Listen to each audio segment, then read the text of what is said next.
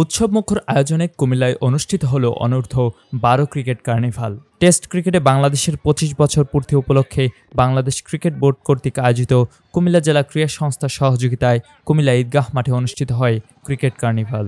মঙ্গলবার সকালে শোভাযাত্রার মধ্য দিয়ে আনুষ্ঠানিকতা শুরু হয়। পরে প্রতি দলে ৮ জন করে ৬টি দলের মধ্যে খেলা অনুষ্ঠিত হয়। পদ্মা, মেঘনা, যমুনা, কর্ণফুলী, বুড়িগঙ্গা ও সুরমা এই ৬টি দল খেলায় অংশগ্রহণ করে। খেলায় চ্যাম্পিয়ন হয় যমুনা। পরে কুমিল্লা জিমনেশিয়ামে সকল খেলোয়াড়দের মাঝে পুরস্কার তুলে দেন অতিথিরা। এ সময় বক্তব্য রাখেন কুমিল্লার অতিরিক্ত জেলা প্রশাসক তৌহিদুল ইসলাম, কুমিল্লা জেলা ক্রীড়া সংস্থার অ্যাডহক কমিটির সদস্য কাজী গোলাম কিবরিয়া ও খালেদ সাইফুল্লাহ, কুমিল্লা জেলা cricket coach Habib Mohammad Moballek James, জেলা ক্রীড়া সংস্থার সদস্য সাইফুল আলম বাবু, সাবেক ক্রিকেটার সাইফুল আলম উল্লাস। এই সময় কুমিল্লার সকল ক্রিকেট একাডেমির কোচবৃন্দ উপস্থিত ছিলেন।